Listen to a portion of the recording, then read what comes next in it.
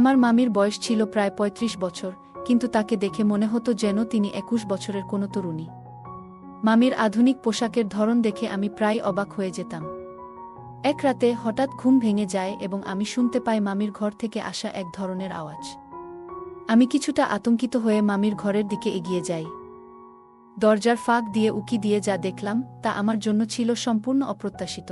হঠাৎ আমি আমার মামিকে ঘরে এক অপরিচিত ব্যক্তির সাথে দেখলাম। ঘরের পরিবেশ কিছুটা অস্বাভাবিক লাগছিল এবং মামি আমাকে দেখে বেশ অবাক হয়ে গেলেন। তিনি আমাকে শান্তভাবে বললেন, এই ব্যাপারটি নিয়ে দয়া করে কারো সাথে কথা বলো না। মামির মুখের দিকে তাকিয়ে আমি তাকে কথা দিলাম যে আমি কারো কাছে এই ঘটনা প্রকাশ করব না। এরপর আমি সেই অপরিচিত মানুষটিকে ঘর থেকে বের করে দিয়ে মামির পাশে গিয়ে বসি। তারপর আমি মামিকে, বন্ধুরা, আজকের গল্পটি অনেক বেশি স্পেশাল, সবাই রেডি হয়ে যাও। দয়া করে গল্পগুলো ভালো লাগলে ভিডিওটি লাইক, শেয়ার এবং চ্যানেলটি সাবস্ক্রাইবই করো প্লিজ। আমার মামি ছিলেন অসাধারণ সুন্দর।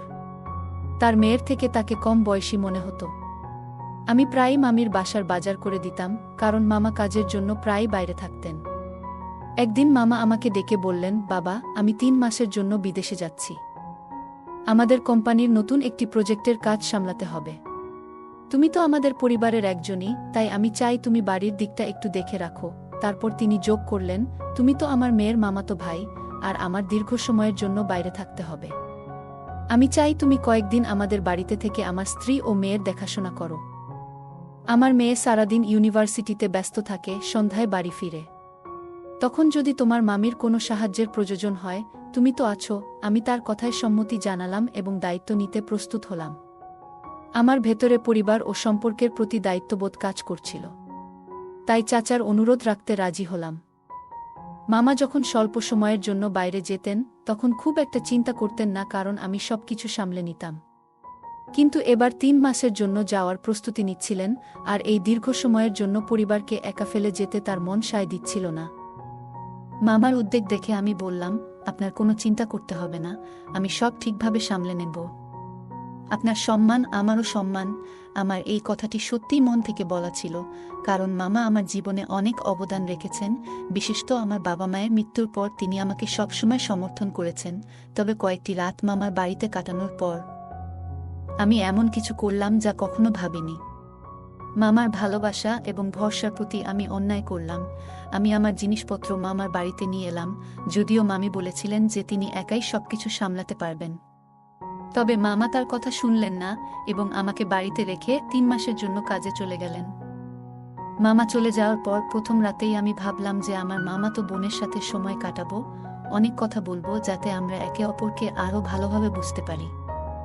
আমি চেয়েছিলাম তাকে আমার পরিস্থিতি সম্পর্কে জানানো, কিন্তু দেখি সে তার পড়াশোনা নিয়ে খুবই ব্যস্ত এবং আমাকে বিশেষ কোনো গুরুত্ব দেয়নি। আমার রাতে দেরি করে ঘুমানোর অভ্যাস ছিল, তাই বাড়ির ভেতরে একটু হাঁটাহাঁটি করতে শুরু করলাম। মামার বাড়ি বেশ বড় ছিল এবং সেখানে 2টি অংশ ছিল। এভাবে ঘুরতে ঘুরতে আমি উপরের অংশে চলে গেলাম, যা সাধারণত কেউ থাকত না। কিন্তু হঠাৎ দেখি উপরের অংশের একটি ঘরের লাইট জ্বলছে। আমি অবাক হয়ে সেই ঘরের দিকে এগিয়ে গেলাম। দরজার ফাঁক দিয়ে উকি দিয়ে দেখি ভেতরে মামি ছিলেন। তিনি একটি লাল রঙের নাইটি পরেছিলেন এবং নিজেকে সুন্দর করে সাজছিলেন। তাকে দেখে মনে হচ্ছিল তিনি যেন রূপের রানী। এই প্রথমবার আমি মামিকে এমন অবস্থায় দেখলাম, কিন্তু এখন বুঝতে পারছিলাম মামি আসলে একজন সুন্দরী এবং জীবন্ত নারী। মামিকে দেখলে মনে হতো তিনি তার বয়সের তুলনায় অনেক বেশি সুন্দর এবং আকর্ষণীয়। সেদিন তাকে পুরোটা খেয়াল করে আমার মনে এক অদ্ভুত অনুভূতি জেগে উঠল। কিন্তু তারপরে আমি যা দেখলাম তা সত্যিই আমাকে অবাক করে দিল। মামি একজন অন্য লোকের সাথে ঘনিষ্ঠ অবস্থায় ছিলেন। তাদের দুজনের মধ্যে এমন কিছু চলছিল যা আমি আগে কখনো কল্পনাও করিনি। কারণ মামিকে আমি অনেক সম্মান করতাম, এই দৃশ্য আমাকে স্তব্ধ করে দিল। বিশ্বাস হচ্ছিল না যে মামার বাইরে থাকার সময় মামি এমন কিছু করছেন। আমি চুপচাপ পুরো বিষয়টি আমার ফোনে রেকর্ড করে ফেললাম। সকাল বেলায় যখন চাচি ঘর থেকে বের হলেন, আমি তার দিকে মৃদু হাসি দিয়ে তাকালাম। আমাকে দেখে তিনি ভীষণ ঘাবড়ে গেলেন। লজ্জায় কাঁপতে কাঁপতে তিনি আমাকে জিজ্ঞেস করলেন, তুমি এখানে কি করছো? আমি তখন আমার ফোনের স্ক্রিনে সেই রেকর্ড করা ভিডিও দেখালাম। মামির চেহারা ভয়ে সাদা হয়ে গেল। তিনি কিছু বলতে পারলেন না। আমি নির্ভয়ে তার দিকে এগিয়ে গেলাম এবং বললাম, এখন বুঝতে পারছি কেন আপনি আমাকে এখানে থাকতে দিতে চাইছিলেন না। আপনি জানতেন আমি থাকলে আপনার এসব সহজ হতো না। আপনি যে ধরনের চরিত্রের অধিকারী তা দেখে আমি অবাক। আমার মামা আপনাকে এই বাড়িতে সম্মান ও মর্যাদার সাথে জায়গা দিয়েছিলেন, কিন্তু আপনি তাকে প্রতিদান হিসেবে কি দিলেন? মামার বিশ্বাসঘাতকতা করলেন, আমি বললাম। মামি কাঁদতে কাঁদতে উত্তর দিলেন, তুমি কিছুই জানো না, তাই দয়া করে এমন কথা বলো না। তুমি জানো না যে একজন নারীর জীবনে শুধু ধন সম্পত্তি নয়, আরও অনেক কিছুর প্রয়োজন হয়। একজন নারীকে সান্ত্বনা ও ভালোবাসার প্রয়োজন হয়, এবং যদি নিজের কাছ থেকে তা না পায় তবে সে অন্য কোনো উপায় খুঁজে নেবে সেই ভালোবাসা অর্জনের জন্য। কয়েক ঘন্টা আগে তুমি যা দেখেছ তা সত্য, তবে পুরো সত্য নয়। আমি তোমার মামি, ভালোমন্দ বোঝার ক্ষমতা আমার আছে, কিন্তু একজন মানুষ কতদিন তার আবেগকে দমিয়ে রাখতে পারে? অবশেষে নিজের অনুভূতির দিকে তাকাতে হয়। তবে সাবধান, যদি তুমি এই বিষয়ে কারো সামনে মুখ খোলো তবে ফল ভালো হবে না। আমি শান্তভাবে কিন্তু দৃঢ় কণ্ঠে উত্তর দিলাম, আপনিও আমার কথা শুনুন। আমি শুধু মামাকে নয়, আপনার মেয়েকেও সব বলে দেব। সবাইকেই জানা উচিত রাতের অন্ধকারে আপনি কি করছেন। মামি আমার হাত ধরে তাড়াতাড়ি নিজের ঘরে নিয়ে গেলেন। আমাকে বিছানায় বসিয়ে নিজে আমার পাশে বসে বললেন, তুমি তো আমাদের পরিবারের ঘনিষ্ঠ একজন, আমার স্বামীর আত্মীয়। আমি তোমার কাছে সত্যি কিছু কথা বলতে চাই, কিন্তু আমার মেয়েকে কিছু জানিও না। যদি সে জেনে যায় আমি খুব বিপদে পড়ব। আমার ইজ্জতের খাতিরে দয়া করে বিষয়টি গোপন রাখো। মামির চোখের জল আর অনুনয় উপেক্ষা করে আমি বললাম, তোমার এই কান্না আমার সিদ্ধান্ত বদলাবে না। তবে একটা উপায় আছে যার মাধ্যমে আমি এই বিষয়টা গোপন রাখতে পারি। মামি ভয়ে জিজ্ঞাসা করলেন, কি উপায়? আমি ধীরে বললাম, তুমি যদি আমার শর্ত মেনে নাও এবং যা চাই তা পূরণ করো, তবে আমি এই বিষয়টা কারো কাছে প্রকাশ করব না। মামি কিছুক্ষণ হতভম্ব হয়ে আমার দিকে তাকিয়ে রইলেন, তারপর নরম গলায় বললেন, তুমি কিভাবে এভাবে কথা বলতে পারছো? তুমি তো পরিবারের একজন। আমি শান্তভাবে বললাম, তুমি যদি ওই কাজ করতে পারো তাহলে আমার শর্ত মানতেও তোমার আপত্তি থাকা উচিত নয়। মামি নির্বাক হয়ে আমার দিকে তাকিয়ে থাকলেন, আর আমি নির্ভীকভাবে দাঁড়িয়ে রইলাম। আমি বললাম, আপনি কতদিন ধরে এই কাজ করছেন আমি জানি না, কিন্তু এতটাই চতুর আপনি যে মামাকে কিছু বুঝতে দেননি, এমনকি আপনার মেয়েকেও, যে আমার হবু বউ। আপনি কি কখনো ভেবেছেন, যদি আপনার মেয়ে, যে নিজে একজন তরুণী, আপনাকে এমন অবস্থা দেখত, সে কি ভাবত? তার মনে কি প্রভাব পড়ত? মামি তখন তার জীবনের কষ্ট আর কঠিন সিদ্ধান্তগুলোর কথা শেয়ার করতে শুরু করলেন, কিভাবে পরিস্থিতির চাপে তিনি কিছু ভুল পথে চলে গিয়েছিলেন। কিন্তু আমার তখন এসব শোনার বা বোঝার কোনো ইচ্ছা ছিল না। আমার মন একদম অন্যদিকে ছিল, যেখানে নিজের ইচ্ছা পূরণের তাগিদটাই ছিল সবচেয়ে বড়। মামি তখনও তরুণ, এবং তার ব্যক্তিত্ব ও সৌন্দর্য আমাকে মুগ্ধ করেছিল। তার জীবনের ভুলগুলো যেন আবেগের কারণে ঘটে যাওয়া কিছু সিদ্ধান্তের ফল ছিল, আর আমি নিজেও সেই আকর্ষণে নিজেকে ধরে রাখতে পারিনি। সেই রাতে মামি নিরুপায় হয়ে আমার প্রস্তাব মেনে নিলেন। যা চেয়েছিলাম তা পেয়ে গেলাম। সেই রাতটি আমার জীবনে এক নতুন অভিজ্ঞতা নিয়ে এলো, এবং আমি প্রথমবার বুঝতে পারলাম যে জীবনের প্রলোভন মানুষকে কোথায় নিয়ে যেতে পারে। মামি ভেবেছিলেন যে একবার আমাকে সন্তুষ্ট করলেই তার সব সমস্যার সমাধান হবে, কিন্তু সেটি ছিল তার ভুল ধারণা। ধীরে ধীরে আমি তাকে আরও চাপে ফেলতে লাগলাম, নিজের ইচ্ছা মতো পরিস্থিতি নিয়ন্ত্রণ করতে শুরু করলাম। আমার মধ্যে তার প্রতি আকর্ষণ এতটাই বাড়তে থাকলো যে আমি তার প্রতি এক ধরনের মোহে জড়িয়ে পড়লাম। তার অভিজ্ঞতা থেকে বোঝা যাচ্ছিল যে তিনি এই বিষয়ে বেশ অভ্যস্ত ছিলেন। কিন্তু সময় যত এগোচ্ছিল, মামি ততই অধীর আগ্রহে অপেক্ষা করছিলেন মামার ফিরে আসার জন্য, যেন আমি তাদের বাড়ি ছেড়ে চলে যাই। মামা ফিরে আসার পর আমি তার মেয়ের সঙ্গে বিয়ের প্রসঙ্গ তুলে বললাম, আপনাদের বাড়ি ছেড়ে যেতে আমার মন চাইছে না। নিজের বাড়িতে ফিরে গেলে আমি ঠিক থাকতে পারবো না। মামা আমার কথা শুনে বললেন, আমারও তো একই ইচ্ছা। তোমরা বিয়ের পর আমাদের সঙ্গেই থাকো। আমাদের একমাত্র মেয়ে, এবং তোমাকে বাড়ির জামাই করতে আমার কোনো আপত্তি নেই। এতে তো আমাদের বাড়ি খুশিতে ভরে উঠবে। মামার এই প্রস্তাবে আমি তৎক্ষণাৎ সম্মতি জানালাম। বাড়ির জামাই হতে আমার কোনো আপত্তি ছিল না। তবে মামির এই সিদ্ধান্তের বিরোধিতা করছিলেন, কিন্তু মামা তার কোনো কথা শোনেননি। আমার হবু বউ পড়াশোনার 1 বছর বাকি ছিল, কিন্তু মামা তাড়াহুড়ো করে আমাদের বিয়ে দিয়ে দিলেন, কারণ তাকে প্রায়ই কাজের জন্য বাইরে যেতে হতো। তাই কোনো বিলম্ব না করেই তার মেয়ের বিয়ে আমার সঙ্গে করিয়ে দিলেন। 1 মাস পর মামা আবার বিদেশ চলে গেলেন। তখন আমার মামিকে ব্ল্যাকমেইল করার সুযোগ আবার হাতে এলো। আমি তাকে প্রায়ই ভয় দেখিয়ে আমার উদ্দেশ্য পূরণের জন্য ব্যবহার করতে লাগলাম। আমার জীবন তখন সুখ এবং স্বস্তিতে পূর্ণ হয়ে উঠেছিল, কারণ মা মেয়ে দুজনেই আমার নিয়ন্ত্রণে ছিল। চারপাশে শুধু শান্তি আর আনন্দই দেখতে পাচ্ছিলাম। সারাদিন আমার সময় অফিসে কাটত, কারণ আমি মামার ব্যবসাও দেখতাম। কিন্তু রাত হলে, যখন আমার স্ত্রী ঘুমিয়ে পড়ত, আমি সোজা মামির ঘরে চলে যেতাম। মামি তখন বেশ বিরক্ত এবং অসন্তুষ্ট ছিলেন, তবে পরিস্থিতির চাপে তিনি কিছু করতে পারছিলেন না। এভাবেই 3 মাস পেরিয়ে গেল, আর কখন যে সময় কেটে গেল তা বুঝতেও পারলাম না। এই সময়ে আমি আমার স্ত্রীর চেয়ে মামির সঙ্গেই বেশি সময় কাটাতাম। মামির সঙ্গে কাটানো মুহূর্তগুলো আমার কাছে আলাদা গুরুত্ব বহন করত। তার সৌন্দর্য আমাকে মুগ্ধ করেছিল এবং আমি নিজেকে এই সম্পর্কের মাধ্যমে অত্যন্ত সৌভাগ্যবান মনে করতাম।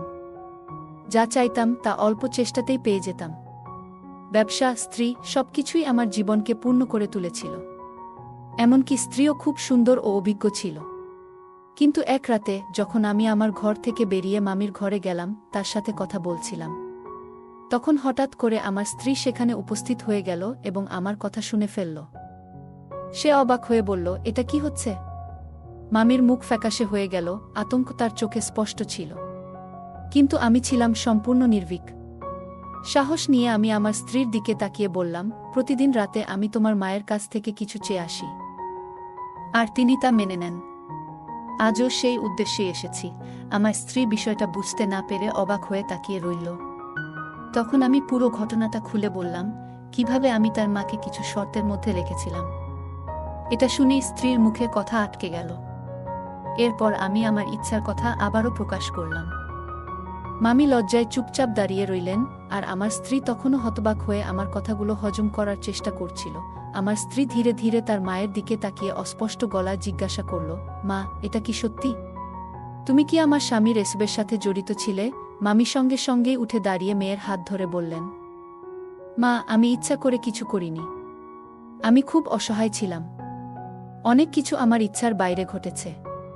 তোমার স্বামী আমাকে দীর্ঘদিন ধরে চাপের মধ্যে রেখেছে, তোমার বিয়ের আগের থেকেই।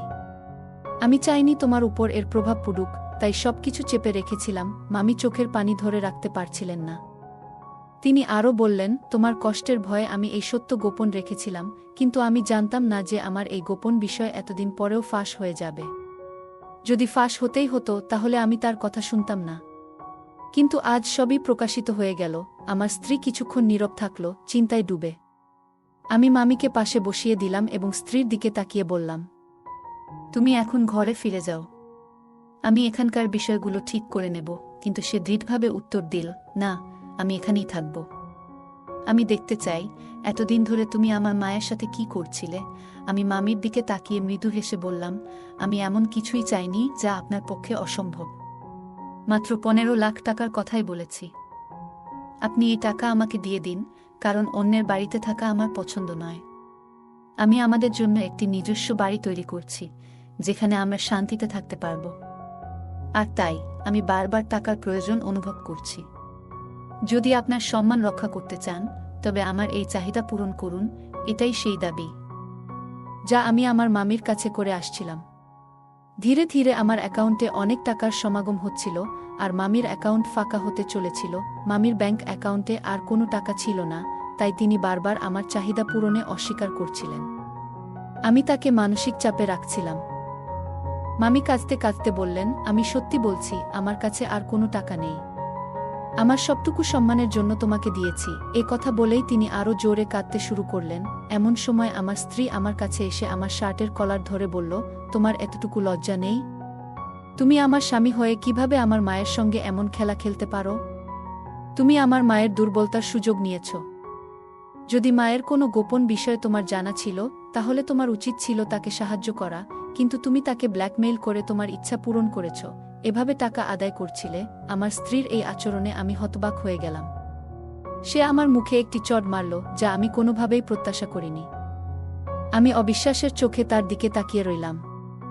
এই নারী, যিনি আমাকে এত সম্মান করত, আজ আমার সঙ্গে এমন আচরণ করল।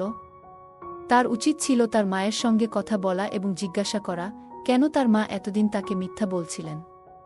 কিন্তু সে রাগে ফেটে পড়ল এবং আমাকে বলল, তুমি তোমার জিনিসপত্র গুছিয়ে এই বাড়ি থেকে বেরিয়ে যাও। আমি তোমার মতন একজন বেঈমান ও চরিত্রহীন মানুষের সাথে আর এক মুহূর্তও থাকতে পারব না। আমি দরিদ্র কারো সঙ্গে জীবন কাটাতে পারব, কিন্তু একজন প্রতারক, অসৎ মানুষের সাথে নয়, যে আমার বাবা মায়ের সম্পত্তির দিকে নজর দিয়েছে। আমার স্ত্রী যখন আমাকে ঘর থেকে বের করে দিল, তখন আমার পক্ষে এটা বিশ্বাস করা কঠিন ছিল যে সে আমার সাথে এমন আচরণ করবে। অনেকক্ষণ ধরে আমি বন্ধ দরজার দিকে তাকিয়ে রইলাম। ওই রাতের কথা মনে পড়ছিল, যখন আমি মামিকে এক অচেনা মানুষের সাথে দেখেছিলাম। পরে আমি মামার সাথে কথা বলি এবং জিজ্ঞাসা করি কেন তিনি মামার সাথে বিশ্বাসঘাতকতা করছেন। মামি তখন সত্যটা জানালেন, অনেক বছর আগে মামা কোনো এক মহিলার প্রেমে পড়ে গিয়ে মামিকে তালাক দিয়েছিলেন। কিন্তু মেয়ের ভবিষ্যতের কথা ভেবে এই বিশ্বাসটা তারা কাউকে জানায়নি। বাইরের দুনিয়ার কাছে তারা স্বামী স্ত্রী হিসাবে নিজেদের পরিচয় দিতেন, কিন্তু বাস্তবে তাদের সম্পর্ক বহু আগেই শেষ হয়ে গিয়েছিল। মামা বিদেশে গিয়ে আবার বিয়ে করেছিলেন এবং বেশিরভাগ সময় সেখানেই থাকতেন। তাদের বিচ্ছেদ মামিকে একা করে দেয়, আর একসময় তার মনোবাসনা জাগ্রত হয়। তিনি নিজের ইচ্ছা পূরণের জন্য গোপনে বিয়ে করেছিলেন। মামি তখনও যুবতী ও অত্যন্ত সুন্দরী ছিলেন, তাই তার দ্বিতীয় বিয়েটা খুব সহজে হয়েছিল। তবে তারা এই বিয়ের কথা গোপন রেখেছিলেন, কারণ মামা ও মামি দুজনেই তাদের মেয়ের ভবিষ্যৎ ধ্বংস করতে চাননি। তাদের জানা ছিল বাবা মায়ের বিচ্ছেদ সন্তানদের উপর খারাপ প্রভাব ফেলে এবং ভবিষ্যৎ অনিশ্চিত করে তোলে। তাই তারা নিজেদের ব্যক্তিগত বিষয়গুলো লুকিয়ে রেখেছিল, যাতে তাদের মেয়ের উপর কোনো খারাপ প্রভাব না পড়ে। মামা ও মামির বিচ্ছেদ গোপন রাখা হয়েছিল, এবং যখন মামা ছাড়া মামির জীবন যাপন কঠিন হয়ে উঠল এবং তার একাকিত্ব অনেক বেড়ে গেল, তখন তিনি গোপনে আবার বিয়ে করেন। কিন্তু এই বিয়েটিও তিনি নিজের মেয়ে এবং প্রাক্তন স্বামীর কাছ থেকে লুকিয়ে রেখেছিলেন, কারণ তার মনে ভয় ছিল যে যদি মামা এই বিয়ের কথা জেনে যান, তবে তিনি তাকে এই বাড়ি থেকে বের করে দেবেন এবং মামি মেয়ের থেকে দূরে চলে যাবেন। মায়ের মেয়ের প্রতি গভীর ভালোবাসা তাকে এই গোপনীয়তা রাখতে বাধ্য করেছিল। মামি লুকিয়ে লুকিয়ে তার দ্বিতীয় স্বামীর সাথে দেখা করতেন। একদিন আমি তাকে এই অবস্থায় ধরে ফেললাম এবং এরপর তাকে ব্ল্যাকমেইল করতে শুরু করলাম। যতটা সম্ভব আমি তার কাছ থেকে অর্থ আদায় করতে লাগলাম, কারণ মামার ব্যবসা থেকে আমি শুধুমাত্র বেতন পেতাম, কিন্তু আমার লোভ বেড়ে গিয়েছিল। আমার ইচ্ছা ছিল এতটা ধনী হওয়া যে আমার স্ত্রী কখনো আমাকে ছেড়ে যাবে না। তবে আমার এই ইচ্ছা পূরণের জন্য আমি যে পথ বেছে নিয়েছিলাম তা ছিল ভুল। এ কারণেই আমার স্ত্রী আমাকে এড়িয়ে চলতে শুরু করেছিল। এরপরেও আমি অনেকবার মামার বাড়িতে গিয়ে আমার শাশুড়ি ও স্ত্রীর কাছে ক্ষমা চাইতে চেয়েছি এবং সম্পর্ক ঠিক করার চেষ্টা করেছি, কিন্তু প্রতিবারই আমি হতাশ হয়ে ফিরে এসেছি। এমনকি আমার মামাও তখন বিদেশ থেকে ফিরে এসেছিলেন। এরপরে আমি চরম লজ্জিত অবস্থায় চোখে জল নিয়ে আমি মামার সামনে আমার সব ভুল স্বীকার করলাম। এতদিন দূরে থাকার পর আমি গভীরভাবে অনুভব করেছিলাম যে আমি আমার স্ত্রীকে কতটা ভালোবাসি এবং তার ছাড়া আমার জীবন অসম্ভব। মামি আবার বিয়ে করেছেন শুনে মামা খুব অবাক হয়েছিলেন, কিন্তু পরে বললেন, যদি আমার প্রাক্তন স্ত্রী দ্বিতীয় বিয়ে করে থাকে তাহলে এতে কোনো ভুল নেই। আমাদের ধর্ম এই অনুমতি দেয় এবং ধর্মের বাইরে কিছু করার অধিকার আমাদের নেই।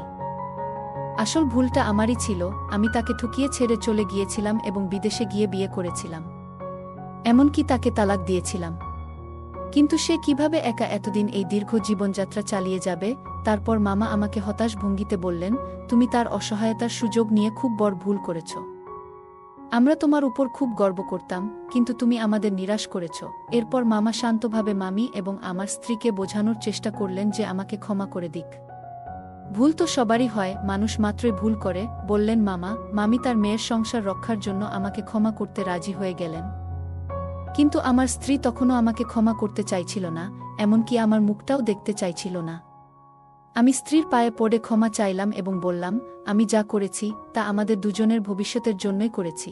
আমার এইভাবে ক্ষমা প্রার্থনা এবং অনুরোধ করার পর অবশেষে আমার স্ত্রী কিছুটা নরম হয়ে গেল এবং শেষমেশ আমাকে ক্ষমা করে দিল। এরপর আমরা আবারও একসাথে সুখী জীবনে ফিরে এলাম। গল্পটা কেমন লাগলো জানাতে ভুলবে না।